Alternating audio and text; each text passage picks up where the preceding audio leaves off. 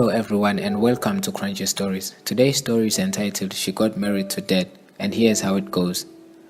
Today was the day which everyone had been waiting for. Linda was finally going to depart from her parental home to tie knots with the love of her life whom she had been dating for 2 months now. Linda and Sabelo had met through a friend, Lizzie. Lizzie had known Sabelo from a joint lunch grill which her husband had at his workplace. Lizzie and her husband, Cisco, thought that it would be nice to see Linda getting someone to spend her time with. They planned a planned date for them, arranged for their meeting, and everything took off from there. Sabelo proposed to Linda about 2 weeks after they had met. He had told her that his father would be so delighted if she finally became his daughter-in-law, and Linda saw nothing wrong with finally settling down with a family that would be so welcoming. Prior to this particular day, Lizzie had expressed her doubts on Linda marrying Sabelo so soon after they had met, without knowing him that much, but Linda had brushed away any feelings of uncertainty, and in fact she was so sure about her marriage that she had to cut ties with Lizzie, which Cisco saw as upset, but did not want to get involved as he felt responsible for their relationship. Linda had been without a boyfriend for 10 years from now, after she had broken up with her baby father when she was 18, and after that she had to raise Aliyah all by herself, and she did feel lonely most of the times and had missed the warm feeling of being loved. She would not mess this up because of just thoughts, because her friend felt uncomfortable with her marrying so soon. She felt like Aliyah needed a family. She needed to grow around a loving family with a lot of people to play with, and this was just her perfect time. And besides, she felt like if she reached 30 years still single, then she would be officially an old lady that had failed to get herself a man, and then she would be a laughingstock to the entire community. She had to get married soon. She could not help but smile at the thought of that today she was finally going to be a Mrs. Mamba. She felt like she had waited so long, long before she had even met Sabelo, and she smiled at how perfect she wanted to look for this special day. Linda! Linda! Linda jumped to her feet soon as she heard a knock early in the morning. She could recognize the voice. It was her friend Lizzie. But what would Lizzie be looking for first thing in the morning after she had told her to stay away from her? Look, Linda, I know you are inside there. Could you please open up the door? We need to talk. It is important that you listen to me. Please. Lizzie banged on the door repeatedly. All right, I am coming.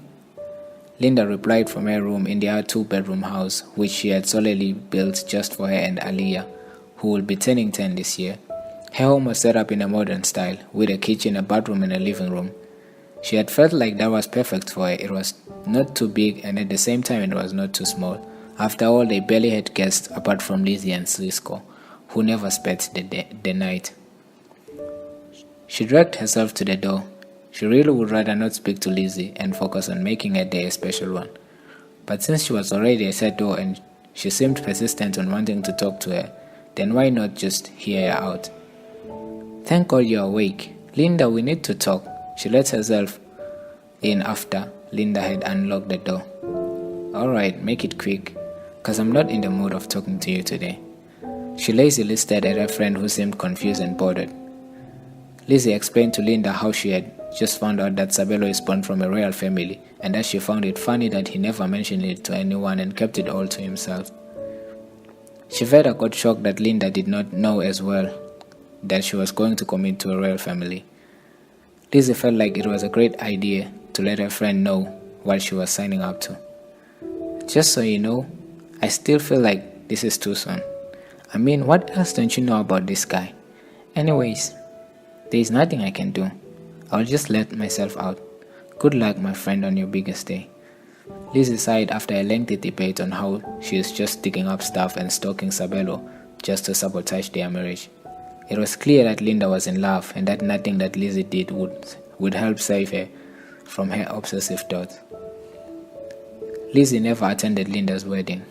They were no longer as close as they were before Linda had decided not to listen to her advice about waiting a little bit longer before she committed to Sabelo. Linda's marriage came as a surprise to everyone as it went as a double-decker. Sabelo had managed to combine her white wedding with a traditional wedding. Lobola was paid on the same day, and everything was a done deal.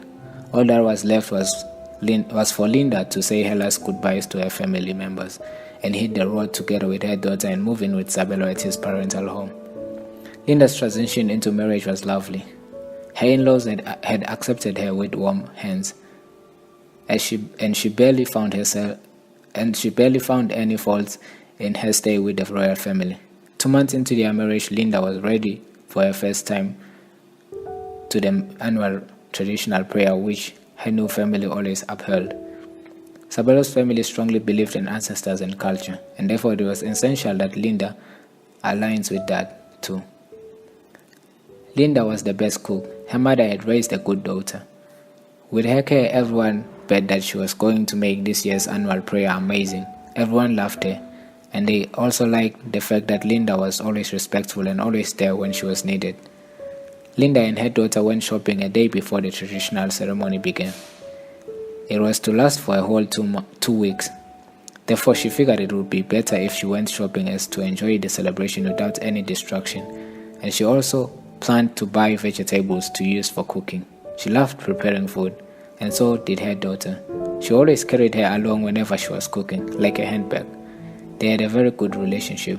Soon as they finished, they headed back home, so that they would prepare supper and then leave for the royal crawl in Sabelo's grandparents' place, where the ceremony kicked off.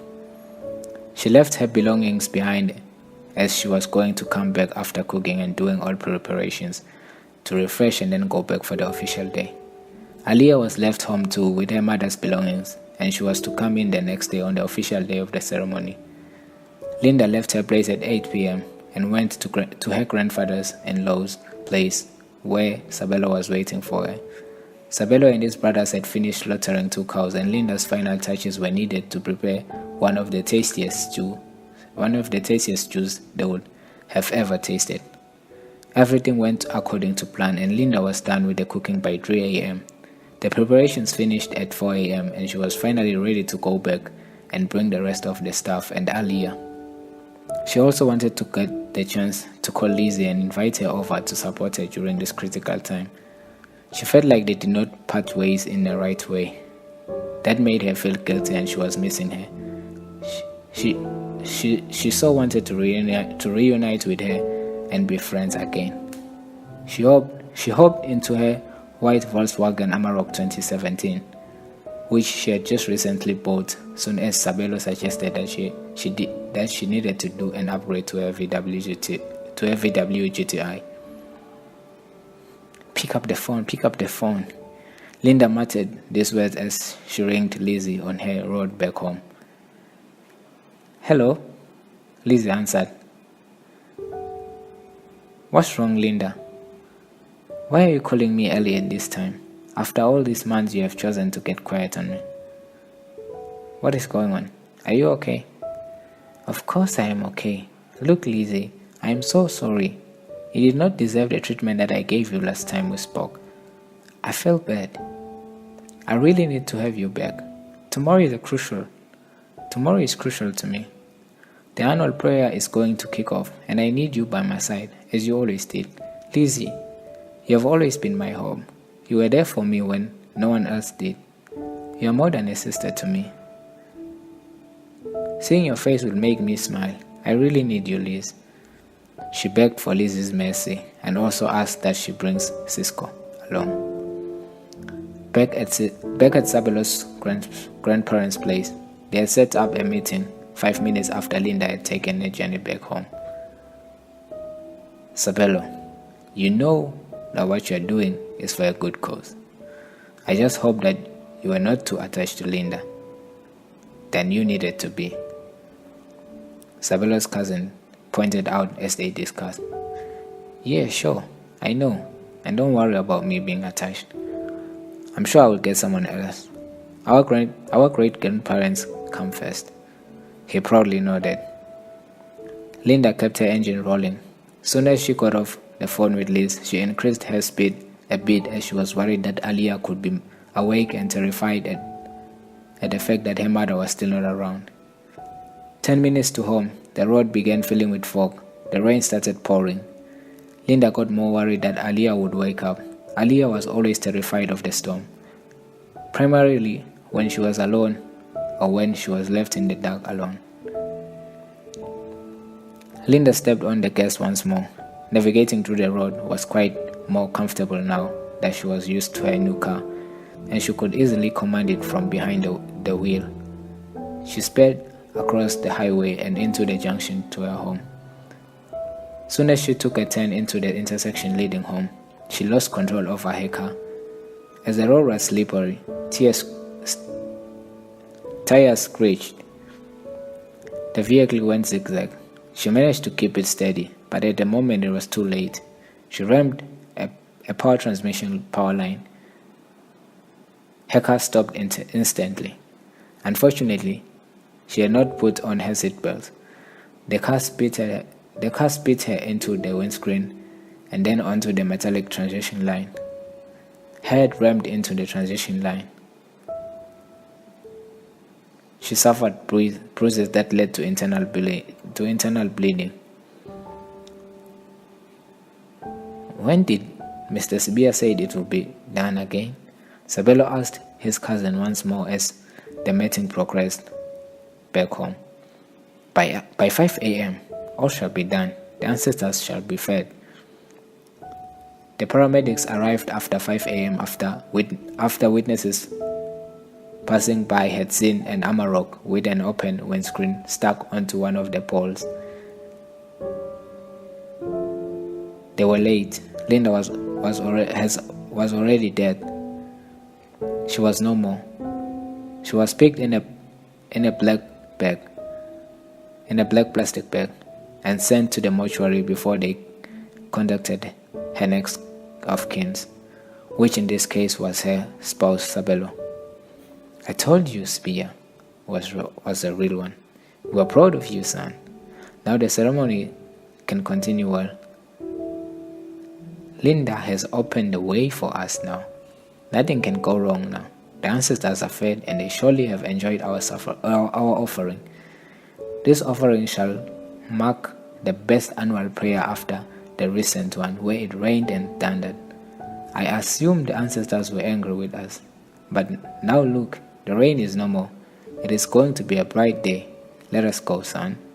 Sabelo's father patted Sabelo on the back, as a proud father would. Lizzie knew about Linda's passing away a day after she was sent to the mortuary. She had to go to Linda's house and bring back Aliyah as they prepared for her burial. She was now faced with the task to give the motherly love to a child that had lost her mother in a horrible car accident. Linda is not the only person being sacrificed in Africa. Linda is not the only one being sacrificed in Africa in the word of pleasing the ancestors, or in the faith that the reason behind a particular person's failure is because of ancestral anger. People are being murdered for elections, killed to produce medicine, assassinated to bring lucky charms. All these people leave relatives behind. They leave their loved ones. They leave orphans behind. A lot of children grow up with the burden of living without their parents, as Aliyah will. And this will never change until society decides to do something about it. And so this story seeks to warn others about what is happening in our communities. It aims to bring attention to brutal murders which are pointless. It asks for help from everyone. We need to stop these killings. We are all humans. We have a right to life. We deserve to live. You can make a change. You can share this video, subscribe, and keep Crunchy Stories going forward. Thank you. For today, this is all that Crunchy Stories had prepared for you. Tune in and subscribe and ring the bell for more to come. Thank you for passing by and have a lovely day.